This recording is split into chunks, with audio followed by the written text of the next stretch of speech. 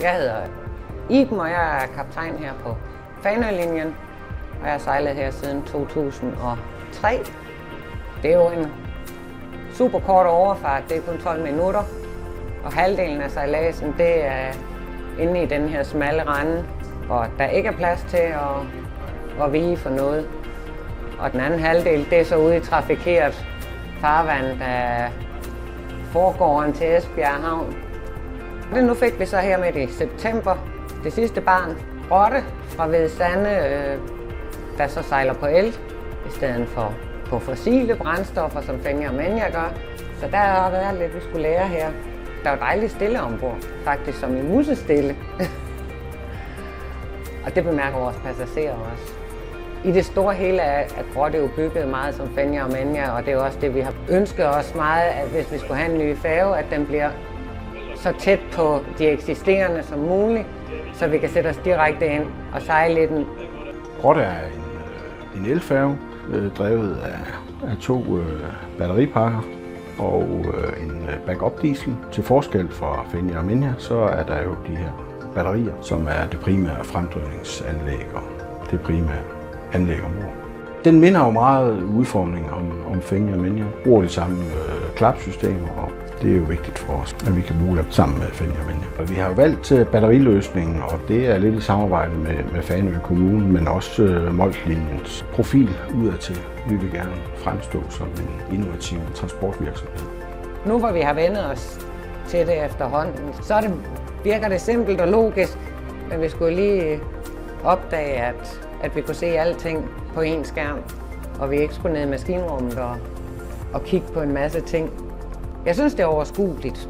Det er ikke noget, som der sådan tager opmærksomheden fra driften i øvrigt, når vi bare ligger og sejler frem og tilbage. Vi har selvfølgelig holdt øje med, hvor meget strøm vi har tilbage på batterierne, men ellers har det egentlig ikke været den store udfordring at vende sig til selve batteridriften.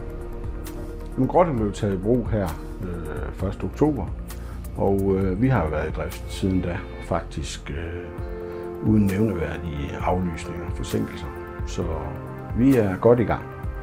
På Rotte er der jo installeret dive-systemer. Det er power management og energy management, som vi bruger det til. Og det er jo via touchskærmpaneler på broen, som navigatørerne bruger derude, og der er touchskærmpaneler i de 2 switchboard som vi kan, når vi kommer ombord, kan bruge. Og det er jo ganske enkelt med indkobling af motorer og landstrøm, ladestrøm derude. Og med Rotte skal vi jo så lade, når vi er i Esbjerg. 2 knapper, så er vi i gang med at lade. Og 2 knapper, så er den gået i gang med at bjerge sig igen. Test og opstart af selve ladeproceduren har jo skulle foregå om natten, fordi vi har skulle opretholde sejlplanen til Fanø, og så har vi skulle passe ind efter det. Så vi har jo brugt 3-4 nætter på at få sat tingene i gang.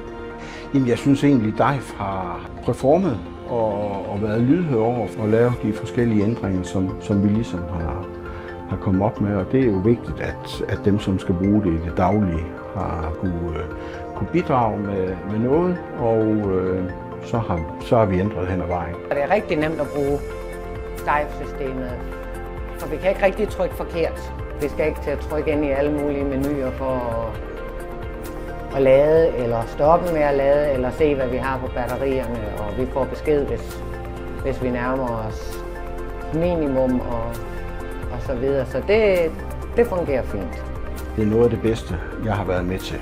Altså samarbejdet med Hvide Sande, samarbejdet med Vestel, samarbejdet med Danfoss Dive. Altså jeg har jo haft en 4-5 projekter tidligere, og det her det er noget af det bedste, jeg har været med til.